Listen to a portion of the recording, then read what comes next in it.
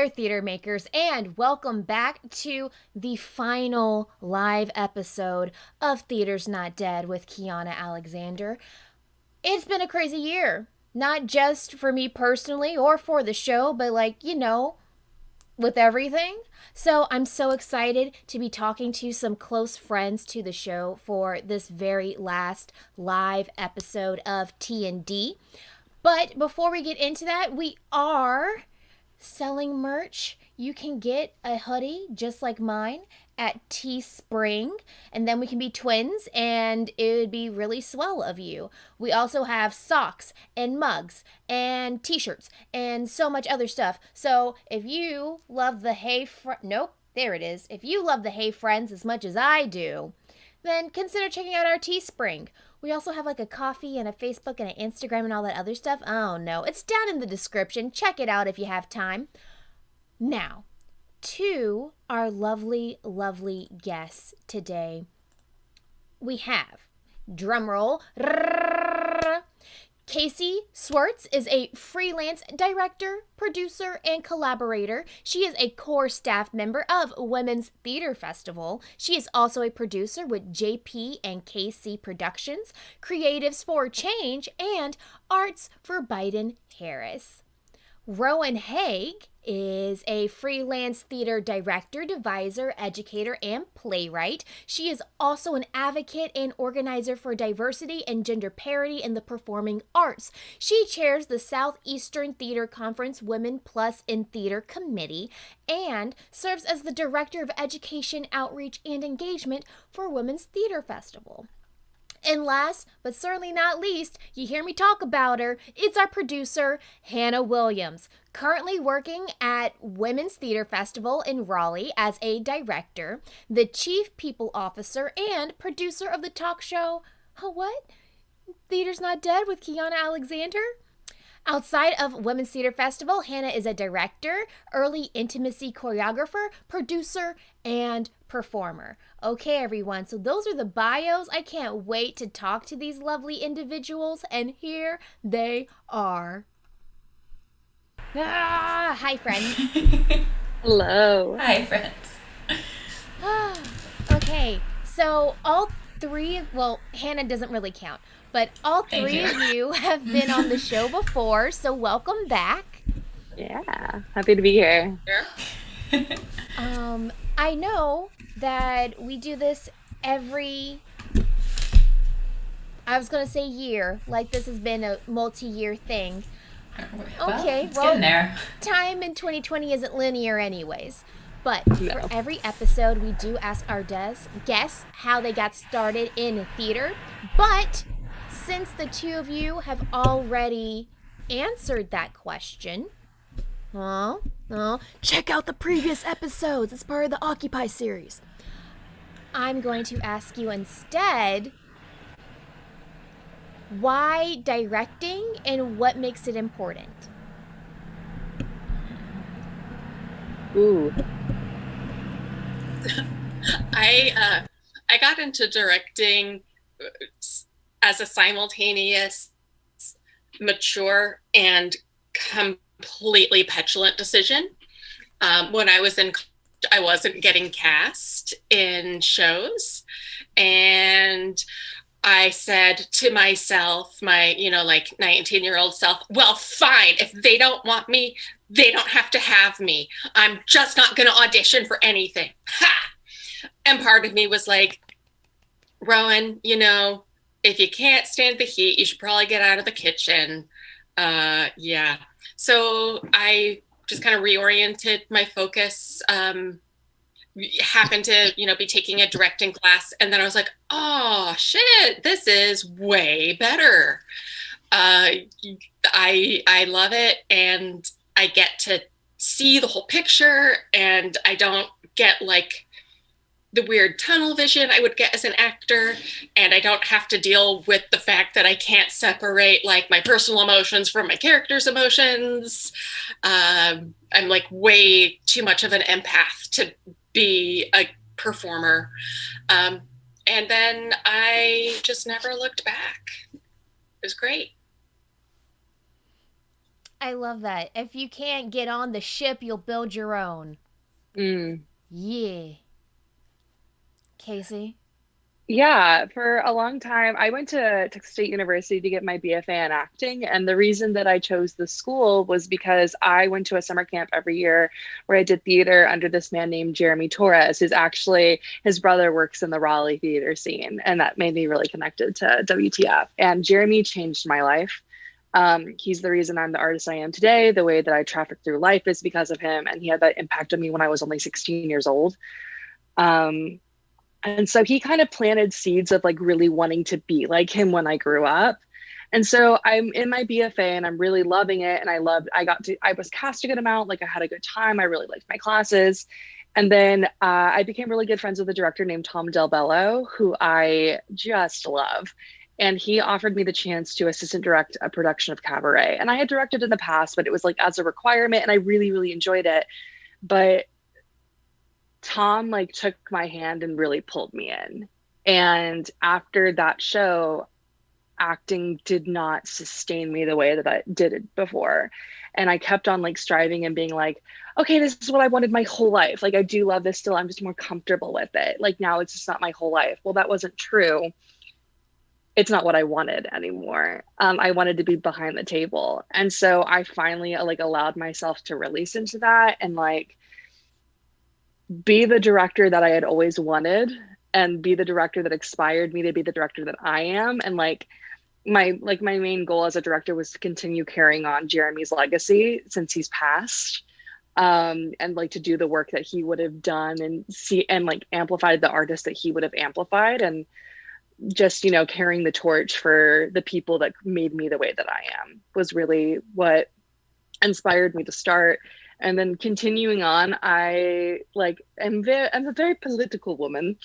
I really like broad burning theater. I really like making a statement about like how this world can be changed by artists. Because I was really that in like 2016 when people and actors were coming forward and talking about politics, and right-wing Republicans were like, you shouldn't be speaking about this. You're just an actor. That really lit a fire under my butt, and that really made me angry. And I like to turn anger into art, and theater is a form of protest. And that's why I stayed and I do what I do and love what I do and try to make the world a better place while doing it. That's why directing. Yes, I believe it was Jessica Wu who originally said, yes. Occasionally motivated by spite. Oh, if I do anything, it's out of spite. So yeah. Yes. Oh, so good. So good. Hannah Williams? Yes. Hello. Hi, Keyanna. How's it going today? Why directing? My family will tell you that like I've always seen things in shapes and pictures. My family's very musical, and I was more of like a physical like drawing artist when I was younger. So I've always been kind of working in like making a larger scope of things, but I didn't have formal directing. I didn't have formal theater really until college. I just knew that's what I wanted to do. I went to a couple summer camps, but most of my experience was through like my high school choir growing up, which they had a brilliant program, like musically set for life there, but less formal theater training. So I went to Millikan University for my BFA in musical theater. I somehow got in the program. Like I got real lucky there because I didn't know what I was doing, which is the most fun, just not knowing and going for things. Anyway, but I was going for musical theater, and that program is a redirection program. So they evaluate you like every semester, and if you're not quite where you should be as far as like skills for classes, they'll say, hey, let's like look at some other stuff for you. Which is good in a lot of ways, but as a very young, I don't know what I'm doing, insecure type of performer, it was, if I don't meet these requirements, I'm not good enough, translated to my brain. Not what it means, but how it's translating, you know.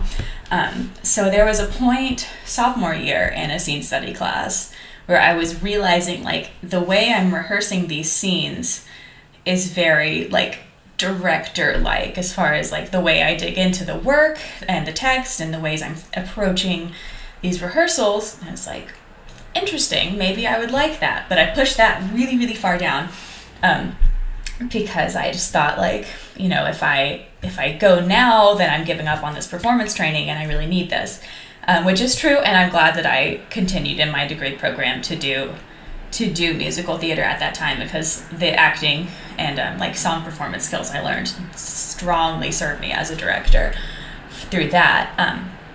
And then finally, second semester, senior year, I took an actual directing class, and it was with a professor that I had, we'd had a good relationship. His name's Dr. Tom Robeson. We had a good relationship, like, all through university, and I'd been in a couple of his shows. Like, I was Judy in his 9 to 5 the previous main stage semester. Good times. But, like, every class I would do something, or I'd submit a project or an assignment, and he was like, hey, you're really good at this. Did you know you're really good at this? Like, always, like, pleasantly surprised by it. And I was like, oh, yeah, and I really am feeling this. Like, we're having a good time. But that was it then. And then I got regional acting contracts, and I worked, like, 2 years consistently, just, like, was fully booked up year-round, which was a blessing, and I had the best time going around being a little performer, Hannah. But as that went on, like, for me, doing all of those performances a week over extended periods of time wasn't exciting after a while. It's like, I enjoyed it to a point, but another director from my past, Tom Berger, who I just adore, from a theater camp, told me once when I was like 12 I would be a director, because directors seem to enjoy the rehearsal process more than the show. And I was like, yeah, okay, whatever. And then I was like, oh, that's what that means. Wait, everyone's not like that? I know. I was like, oh, whatever, I'm just having a good time. Like, I like rehearsing and, like, building this show. And then I was like, no, doing a long show run for you isn't great. But within that, there were a couple moments, and again, wonderful contracts, had the best time, but every so often there were moments where maybe it was a director, maybe it was something from, like, the theater itself, or maybe it was fellow workers, but every so often there was something I was like, should this be this way? Like, should this be the way we approach the work? Should we do something and say, oh, well, we're not doing the Broadway production, so it doesn't matter, like, the audience will be fine. Like, there were a couple things that happened that were very much just like, it's fine, like, we'll just do this. And just not, I didn't feel like the work was being taken care of the way I felt like maybe it could be. And I'm very much well, if I don't like this, I can fix it type of person. And there was one day, I don't know what happened, maybe I was in a bad mood, but something, like, pushed me over the edge, and I saw a theater company back home, because I knew I'd be coming home soon, that was doing American Idiot, which is one of my favorite shows. So I reached out just on a whim and was like, hey, do you need an assistant director for this? And they were like, yeah, sure. And suddenly I was in that, and here I'm still directing, if things have just, like, kept happening. That was a really long answer, but I feel like I haven't talked about this with you, Keyanna, despite the fact that I'm with you, like, all the time. All the time. Covered all the facets of why directing for me. So why directing all the things? Love it. Well, let me write you a book, Key, and I'll let you know. I mean, in all honesty, if any of the 3 women on this screen ever wrote a book, I would purchase and read it. It is a thing. We can go in on it together. Okay. Cool. And it'll be like, fast forward however many years, and we'll be all sitting on a couch drinking, I'm going to say margaritas. And we'll be like, oh, you remember that one time in 2020 when we said we were going to write a book together? Can you imagine being in the same space with each other? Like, what is that like? What is that like? Because I've never met a single one of you in person. No. And we hang out every day. Yeah. One of the things that's so Crazy. fascinating with all these people and virtual theater and us not physically knowing each other or not ever being in the same physical space, we have started describing our physical selves to each other more often. Hmm. Like, I hear about people's heights, and I hear about, especially people like from the waist down. I now have to explain to people how chunky my legs are because, like, you just don't see them. So I want you to have a full picture of me in your mind, but you only see me from the shoulders up all day.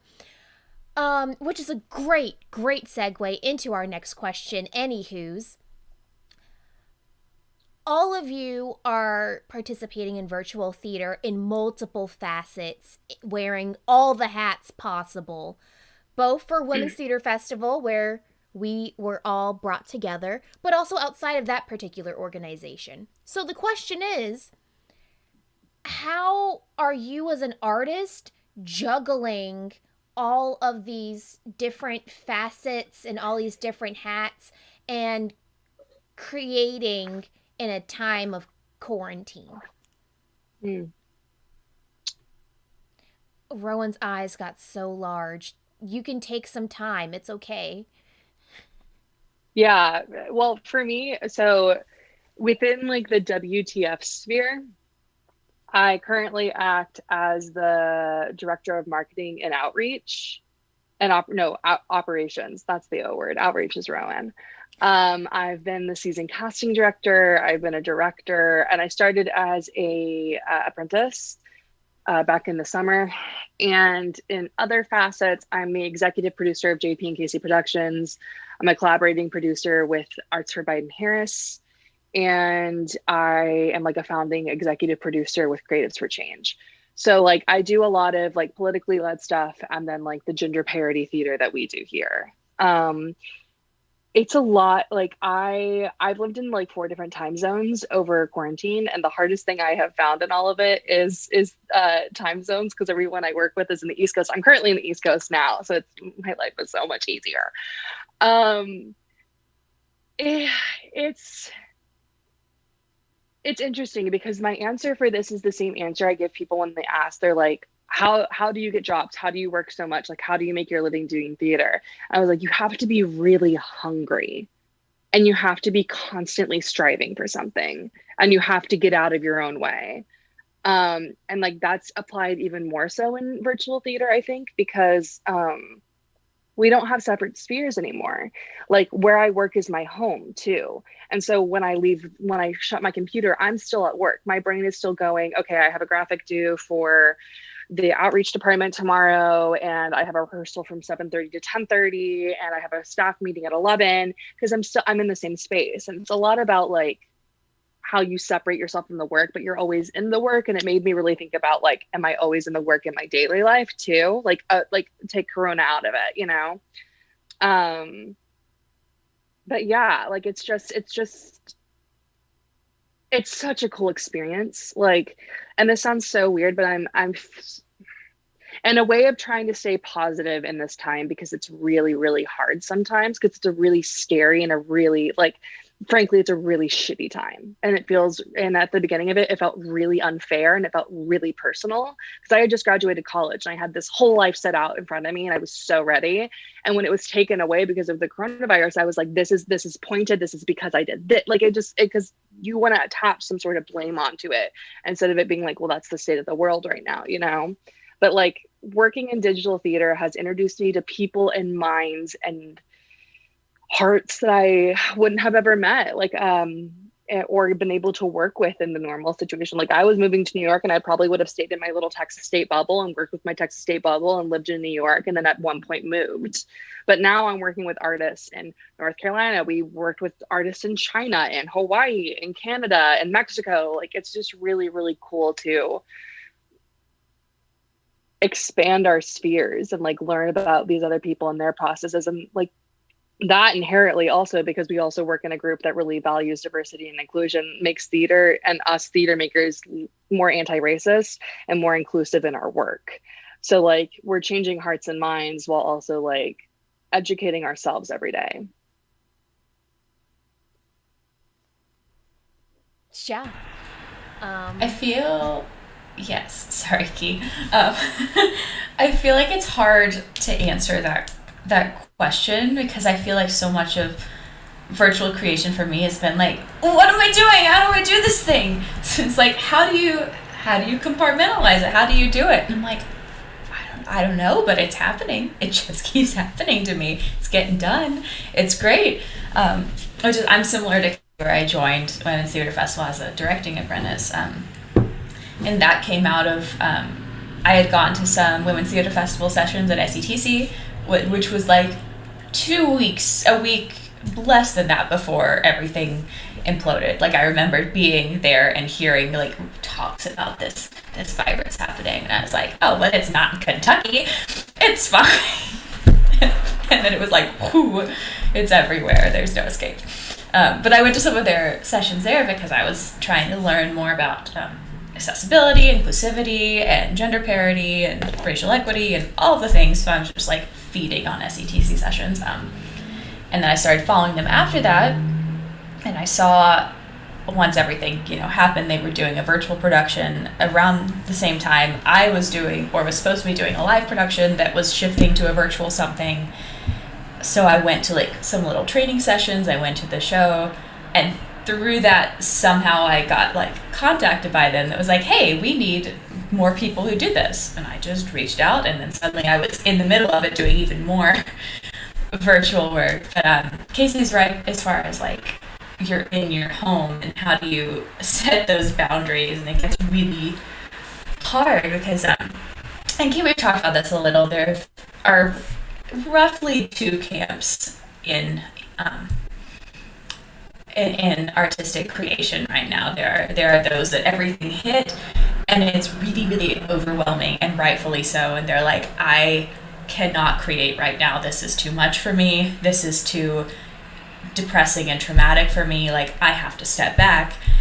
And then there are the groups that have gone into overdrive and are like, we will figure out how to do this, and we're going to make something, and it's going to be messy and it's going to be great, and we're just going to throw stuff at the wall, and I love it.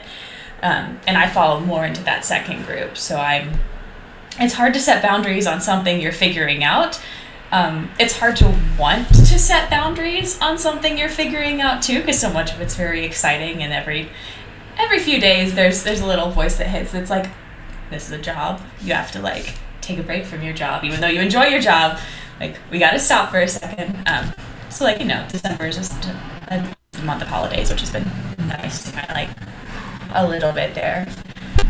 But yeah, it's, I don't know if there's an answer in there for you, Keyanna, because it's just like, yes, I'm trying to juggle things, but there's so much I'm hungry to figure out and perfect, or not perfect, but improve on moving forward. And there's so much I want to do, because I have, shows I'm directing, I have work with WTF, and then I have, like Kaycee, other outside things I'm working as a producer on as well. And I just keep trying to do all the things because it makes me so excited that we're learning this all together. Like, in art, you're always allowed to fail and mess up, right? But some of how things maybe felt before in the pre-pandemic time was very like, you must be perfect with art, which is not true, and is very much in this time an acceptance that none of this art is going to be perfect. So the playing field is all equal, and we just get to do stuff, and it's fun times.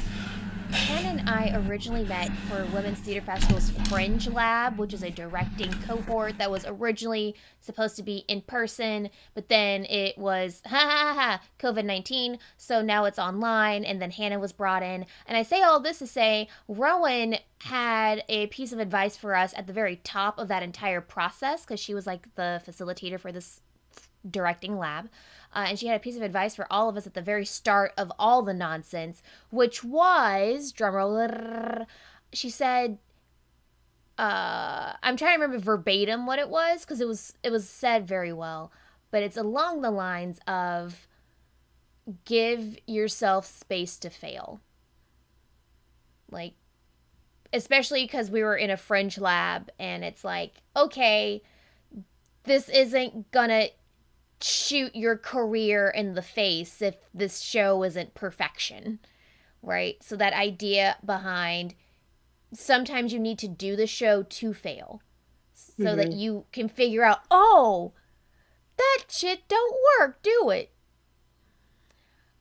So shout out to Rowan. That really like stuck with me, this idea that sometimes the take back of the show is failure, and that's okay. Well, the beauty of Fringe Lab too is that it was a group of young directors or early career directors put together for the purpose of learning, even before everything happened. Like, we were already there to learn and to fail and to grow and to create something exciting and messy through this learning process. And then everything hit and it was like, great, you're here to learn, here you go. We're gonna learn a lot. Yep. And I'm there like, okay, how do I teach this virtually? Cool. It's great. Quick PSA, Fringe Lab 21 applications opened yesterday. So we'll make sure we drop those links and such on the interwebs. You can check out all of our social media to find that. And we're doing a 3-pronged lab this year. So there's a directing cohort, a streaming design and production cohort, and a performance cohort. And it's going to be amazing. And early stage folks of any age, background, gender identity are encouraged to apply. You know, I come from a theater really family. I love that PSA, though. Thank you, Rowan. Yes. I'm sitting here like, when do I put it in? When do I plug it? Yeah. I'm so excited. The thing I'm loving about virtual theater is it just like, it blows everything up, like scale. I mean, the rules of like what you could do and like what resources you had access to and who you could reach and who you could collaborate with, like that's all just like, choom! Like if you can conceive of it, or if you can like start walking down a path of conceptualizing something, even if you don't even know what it is, you can make it happen. It's just, it's the biggest playground I can imagine. I mean, it feels like the equivalent of being given a theater and like set and props and costumes and stuff. And yes, we're pulling all of that from people's homes now, but so many of the barriers to creation and like logistics and travel and funding and stuff, it's like equalized. I love it. I didn't think I would. We were discussing pre-show, we're having a great conversation about speaking of like like the lower bodies and what's beyond the neck up. We were discussing different preferences for tightness of clothing, and I will tell anybody ever, I cannot function if I'm in restrictive clothing. I just like the energy just atrophies. I'm like, I can't do anything. So like, you will never see me wearing shapewear or jeans, probably. Yeah, it's a thing. Because I'm a mover. I'm a dance theater background person. All of that to say, never thought I would like virtual theater. I'm the person who, back in the day when we were in venues, was like, this whole multimedia thing, this whole like integration of technology is crap. Which through conversation with people I've discovered is less I thought it was crap and more I never saw it done well and therefore had no interest in pursuing it. Because, I'm quickly revising my tune now that I'm in like a fully tech-based medium, and I'm working with people. I'm working with and have access to more people who are more tech savvy and who do have the skills and the artistry to do really amazing, nuanced, storytelling forward, technically driven things. Oh my God, so many words, so many words. What I was coming into this little moment wanting to say is, in addition to all the stuff I just said, I come from a devising background. That's like where I found my sweet spot in theater. And as a deviser, I think, I mean, I love everybody mostly, but devisers are the best. Like, we're the people who, you're like, you give us a completely bonkers limitation, like, hey, you only have this much room to perform in or direct in or create in. And we're like, amazing, I love it, I'm going to figure out all the different things I can do, and then I'm going to figure out some more, and then we're going to do this other thing. And the limitations that this form has brought are just, they're exciting to me. They're interesting. It forces so much wonderful ingenuity and clarity of collaboration and clarity of storytelling. It's just, I'm like the proverbial pig in the proverbial shit. It's yeah. And for me personally, I was already working remotely with WTF because I live in Central Kentucky. And I was on my way to be in person in North Carolina for our last show of last season, Freak Show, and then was going to stay on in North Carolina, like past that, and sort of like low key move there. And then COVID hit, and then I was doing everything remotely. But all of that to say, I had already been collaborating with WTF remotely prior to COVID hitting. So it just was like a natural extension for me, and it's been great. Okay, those were all my words. Thank you.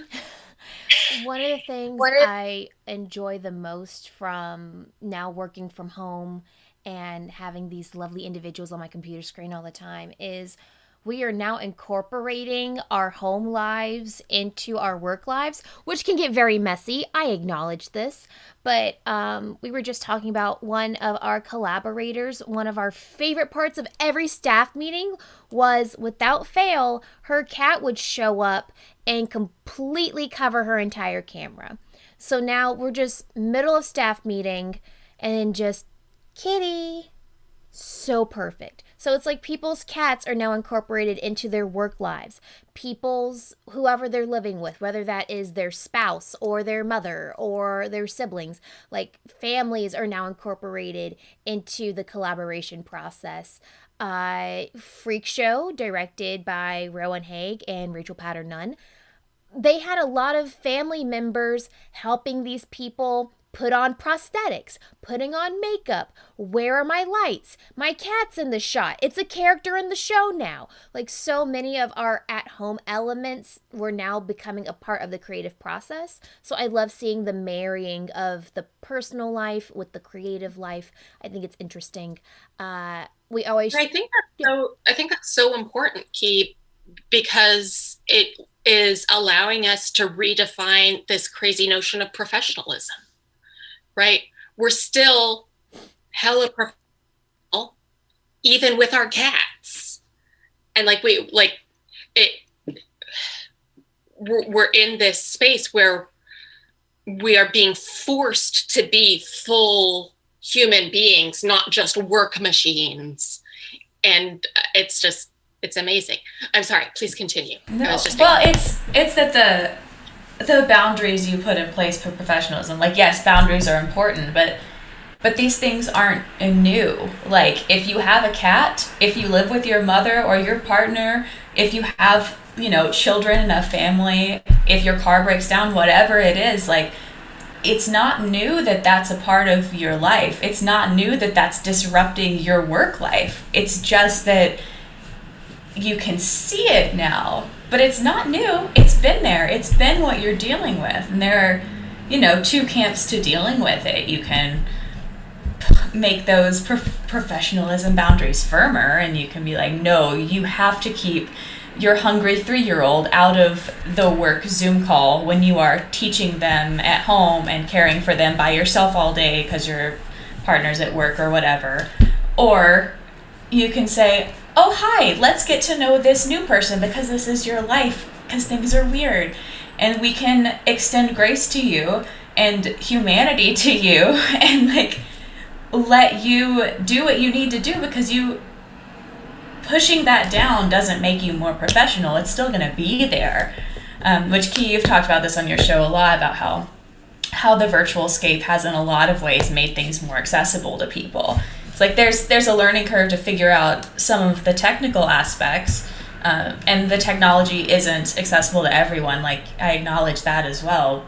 But for those, if you have a device or even a phone and you can get to a call or find a company you like and you can follow a link, like, you can see a show miles away, you can work from miles away, you can, still be a human and live your life and not, you don't have to block off all of this time to shut down who you actually are to go to work. Like, you can be at work and your cat can appear. And it's like, oh yeah, my cat's here when I'm, normally at home working. You just don't see it. My cats are around. They're all asleep though, thank goodness. You might see them. But there's like this ongoing someone else is coming home though, so that's fine. That's life. That is life. There's like a Key and I talk about this a lot. It's like an ongoing joke because I when I started working was 2 hours behind WTF, so it was really early in the morning for me during our staff meetings. So I showed up in my pajamas 95% of the time. And I have these trashy leopard print pajamas I would show up with without fail. And I would be like a mess. And I'd just be like, yes, graphic going now. Like, and it was cool that I was able to like literally roll out of bed and go to work and not have to like wake up and worry about looking prim and proper and looking professional. I was like, I'm here to do the work and like, that's what I'm here to do. And like, I wasn't being like a face of a company or anything. So I wasn't like getting on and like showing people like, hi, I'm WTF. No, I was here to. Yes, because we all talk like that. We should all get leopard print pajamas and show up like that. It's like everyone in their leopard onesies. Mm-hmm. So next live stream. It just makes things more casual. And I think that's like a really important thing because making things super formal really sucks sometimes. Like I am the first person to put on a blazer and like want to put on my power heels and go into a meeting. Like I love that feeling. But like I also like. Is it necessary? Yeah, formality is definitely like an aftershock thing that has come to our business. Like it got really formal really quick at one point, like because like artists, like one of like what's like the oldest jobs in history, we have like prostitution, we have hunters gatherers, and then we have performers. And like it was so simple and it was a part of life and it was messy and it was fun, it was wonderful. And then it got really super commercialized and really formal and it was like, this will make and break your career, baby. And I show up to work in my leopard print pajamas and I'm like, let's do this, and see, the thing I love about this, Kaycee, is I've heard you talk about the leopard print pajamas. I know I've seen them, but I don't have any memory of them. I just remember you being there and doing the work. Yeah, and it doesn't matter what you show up in, right? Yeah. So it's cool. Now I'm gonna be on the lookout though. Like I'm gotta bring them back. I think they stuck out in my memory because when I first met Kaycee, she was in said leopard print pajamas. And my Yeah. thought was, get it, queen.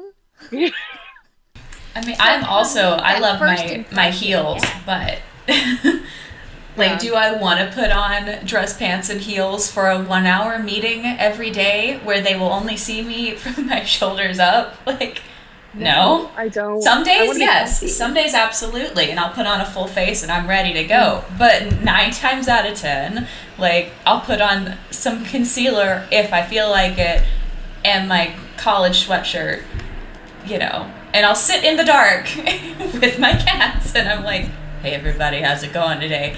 And that's me, and I'm getting my work done, and it's fine. So There's also certain days I don't want to turn my camera on. Like I'll show up to a meeting and I'm like, camera's off. Like I am laying in my bed. I'm present and doing the work, but I'm like, I can't be staring at a screen today. Like I just can't. I can't do it. Cannot do it. I think at one point I was calling in to our staff meetings, not even on my laptop. I just had Zoom on my phone and I was in bed on my phone, like, yeah, I can maybe write that document. Yeah, in bed, it's fine. What all I'm hearing is that virtual theater reminds us all that not only are we human, but so are our collaborators. And providing ourselves and them with more grace and more space to be human. I will say this to the cows come home. One of the things I am the most proud about for 2020. I've been working at WTF for almost an entire year as like a ongoing staff member, and no one has seen my mother. And she will be in the room. Yeah. She has passed me things in frame. No one has seen her. And I'm very curious to see how far we can keep this going. Just because, it's one of those small things. Does it actually matter? It doesn't. But we're going to keep it pushing. Here is my next question to you, lovely, lovely individual. Oh, Rowen? Can I go back? I just want to go back to one thing. I have this idea. I'm going to get it out with all my words. So one of the things that I think is really important about this bringing of the humanity to the virtual sphere is that in the virtual sphere, that's necessary. Like it's not just extra. It's not just happening. I think it's necessary because it allows for a fullness of storytelling that we need in this way, right? As theater makers, as creators, as storytellers, if we tried to keep that out, what we brought would literally be so flat. It would be so one-dimensional. It would be so stilted and so fake that we wouldn't be able to make quality art. I think like that's my argument. I welcome debate and people could prove me wrong, but I think it's not just a circumstance. I think it's a necessary tool. I think it's a necessary aspect. Well, I love that argument because you see the same thing in the traditional theater sphere where they're like, whatever's happening in your personal life, you have to leave it at the door. You don't bring that into your dance class or into the rehearsal room. It's like, how? How are you not going to bring the fullness of your humanity and your emotions into the artistic space and still be expected to create? It's not going to work. I agree. Like, you shouldn't make it about your shit. Like, you should be able to, like, focus on and, like, be there for the work and for your collaborators. But you can do that while still being a human being and acknowledging, I mean, as you were saying, like, if you try to squish that down and try to, like, cut that off from yourself, you're throwing out the baby with water. Then you're just a robot person. It's the same. Any type of creation or professionalism, we're going to be talking about boundaries. And there are just different boundaries you have to set in this virtual space. But, like, if you're doing virtual theater, you have a virtual set that just happens to be your room, and we talked, or Keyanna talked about that, in the intimacy episodes. Like, well, what boundaries then do you put on your bedroom for this space? What keeps you safe doing this work? Because your character still needs to have a full life and a full environment to exist in, but how is that adapting, and how are you keeping the you human safe within that? I suspect by 2030 theaters will be opened again. I'm just tossing a long guess now, because like the upcoming years, who knows. We gotta hope, Keyanna. But I'm gonna say a strong 2030. I'm holding out. Strong 2030, we're all gonna be in a room together, and we're all gonna be in a actual same space rehearsal process. What lessons from virtual theater do you think are going to carry into venue-based theater?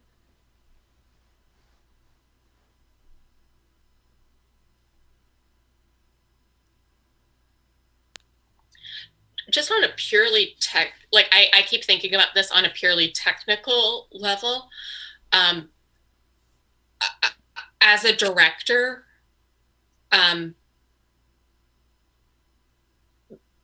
the degree to which I've had to like pivot, and it's our favorite word, and adapt what I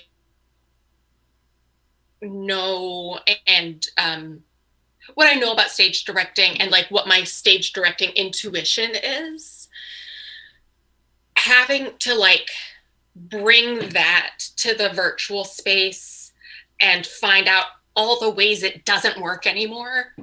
Oh my God, like it's crazy. And then, so it's been, hi everybody, my name's Rowen. Words are hard. So my experience with virtual directing is, boop, boop, boop. I come in, I've been directing, for my whole career. I have I do it from a job, I have a great foundation, good feel for it, and nothing worked. Nothing. Everything I staged, every moment between people that I like could envision and I knew would be beautiful on stage, just fell flat in the virtual sphere. And I had to be like, oh my God, like, do I not know anything? Am I just a really bad director and I didn't know? That somehow, like, I just made it through somehow up until here. And then it was like, no, it's just that the environment and the scale and like the calibration of the ingredients are different, but the ingredients themselves are still the same, right? It's people in time and space. Like, that's it. That's all it is. So having gone through that like conversion process of,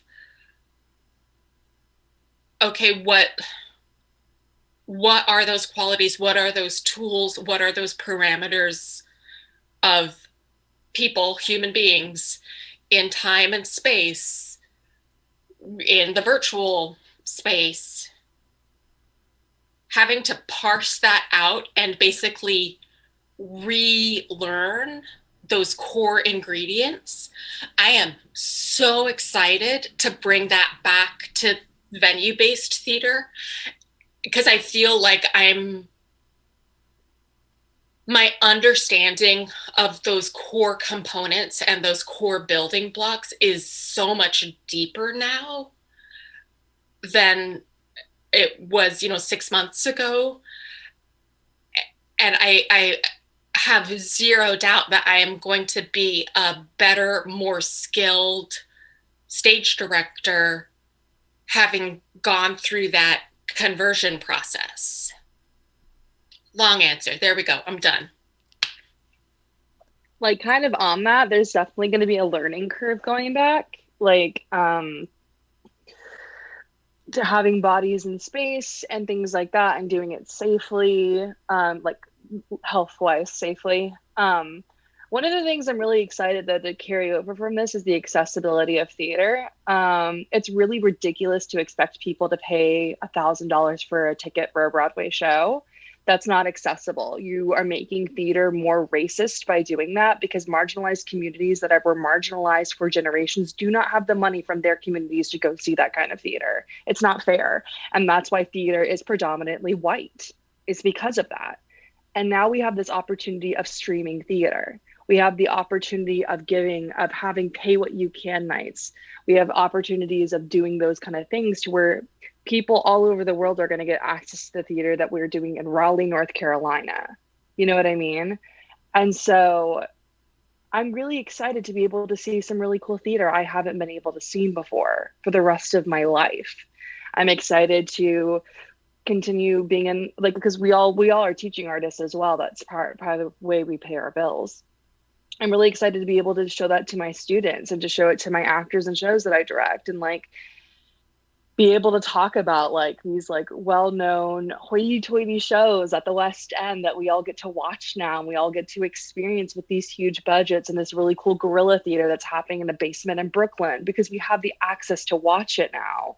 And that's also going to open up the horizons of the theater that we can create, because for the longest time, I mean, I only was into Broadway musicals, and like this is like high school Kaycee, like Broadway musicals, and like that was life. That was what theater was to me. And then I was out of that sphere and was into a different one and had this access to all this really cool queer, trans, like basement-based theater that was visceral and in your face and like changes your life. And like, not that Broadway can't do that as well, but it's like there's different types of theater that you get to experience then, which is also going to make your common practices better, which I'm really excited to continue doing, because like I'm really interested to see what the next generation of artists will bring in if they get to have that access.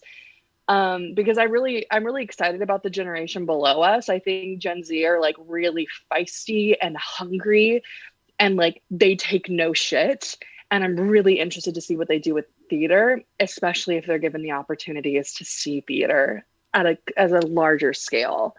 But yeah, that's my soapbox. Hopping on that real quick before we go to Hannah, the role of the audience, I think, is going to be revolutionized, and the way people are able to engage with theater and audience expectations. And I think we're going to be upending I plan on upending our ideas about audience etiquette, and that's a conversation we've started to have, Keyanna, and I look forward to having more. But yeah, that's really, I'm jazzed about that. Like the theater that we're doing in virtual is starting to go into the theater of us being the groundlings. And Shakespearean times, like we get to use the chat, we get to talk. Like if we're doing Twitch, we get to send the emoji. Like art is not. We get to do all that fun stuff. Did I go away? You went away only for a wee bit, but I think we got the gist about like groundlings, and we get to do what we want. Period. Which I'm always here for. Wear your leopard print. Talk during the show. Period. Hannah, what do you want to carry into the venue-based theater? I concur. And more of that challenging what the standard is, whether it's for how we behave in the rehearsal room or how we expect the audience to behave, because completely what both Kaycee and Rowen just said. It's very elitist and racist and institutionalized and colonized, like for just because it is, because the producers at the top level are white men with money. That's just how it is, and they're producing the work that they want to be in the world, and this horrible expectation has come out of that you have to be quiet and sit in the audience, and you must behave like you're in corporate America when you're in a creative rehearsal space, which is not, conducive for like creative collaboration. I hope the groundlings come back, because those are the masses of people. The people that sat quietly and were able to watch shows were the people that had lots of money and paid lots of money to sit very far away from the poor people, Like, that's what we're But catering even to. like those people, the people who do that, right? They're not even that interested in the shows usually, right? It's a social time. They're there like, to be seen. And like currently, if you go to the Globe, you don't want to sit and watch the show. No, you want to be it's on no the ground, fun. right up at the stage, like putting your head up and watching. Like that's part of the experience of going because you're in it. Unless theater your boss made you walk around London all day and you're really tired and your feet hurt. But even then, like I was blessed to have time I spent in London, and that was I was doing like some education training during the day, and I was walking around and we're tubing everywhere, and then we'd go to a show at the Globe at night, and it was great. You have to stand in the front. You have to. This is how you do it. And once you're in the world, once the show started, there wasn't a moment of like, man, I wish I was sitting down. It was, this is so cool. I feel so included. I feel like I am making art as well. Like, art doesn't happen in a bubble. Art is humans existing and collaborating and being together, whether it's a virtual world or like an in-person type of space. Like, it's, so I hope this audience interaction comes back. It's relationship building. It's making things more accessible. It's more inclusive. It's just more fun. And I am someone, I say all that to say I am someone, when I am in the audience of a show, I am very much a little snooty butt, and I don't want anybody to talk to me, and I want to sit there, and if I'm lucky, it's a theater where I can drink wine when I'm in my little seat, but like, I am very much, this is what I will do. But that's also because that's been conditioned into me, that is how you're supposed to enjoy theater, quietly in your seat, judging anyone who makes a sound around you. Like, the baby's gonna cry, the baby doesn't know what's in a show, the baby's gonna cry. Like, maybe this person didn't silence their phone, maybe there's an emergency going on, like, they couldn't, you don't know. Like, more grace to people, more challenging these expectations of how things have to happen, because they don't have to happen that way. Art's gonna happen no matter what. You can put any rules on it you want. Like, things are still gonna be created. Life is still gonna happen. Like, there's no. Anyway, Key. Hey friends, we are at this time in the episode where I'm going to ask you very quickly, because we're like staring down the barrel of 12 o'clock. Very quickly, where can people find you and what are you working on? Hannah, go.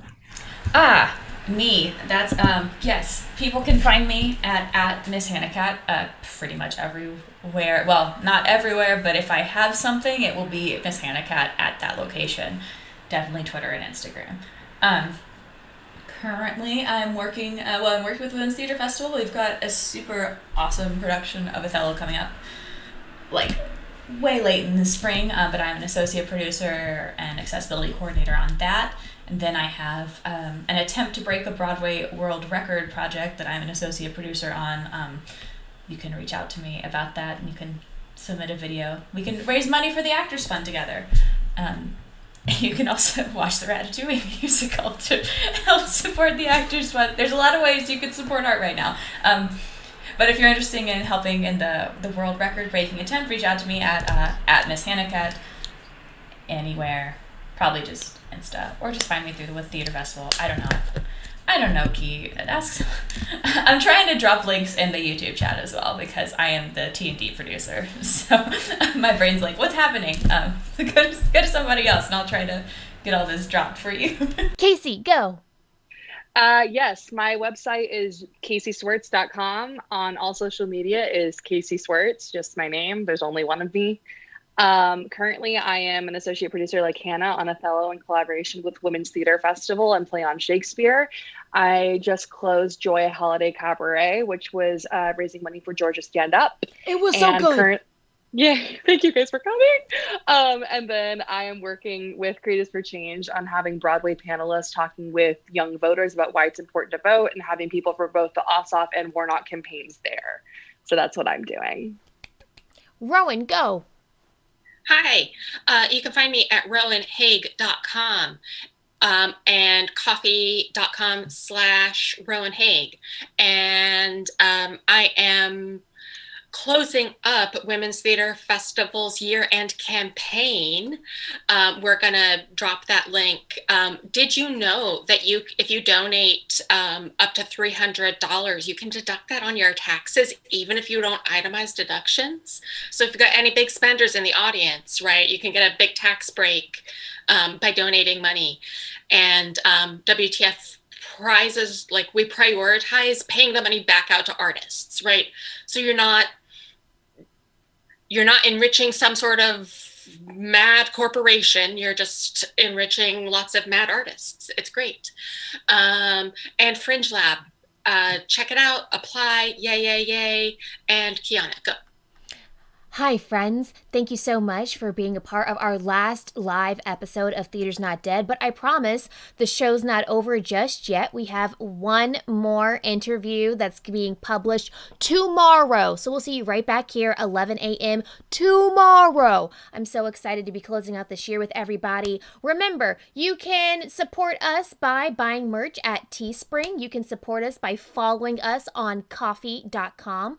Check it out. It's, no, wrong hand. Keyanna? Yes. I don't know how Zoom works, but you can check us out on this link right here. We are on the Facebook. We are on the Instagram. So support us by shouting us out on social media. You can support us financially by donating to our coffee. You can support us financially by buying our merch and by shouting us out once it arrives. Okay, everyone, I will see you tomorrow, 11 a.m. Thank you so much to our guests talking about how we are changing and questioning the standards of theater. This has been Keyanna Alexander, letting everybody and they mama know theater ain't dead. See you, friends.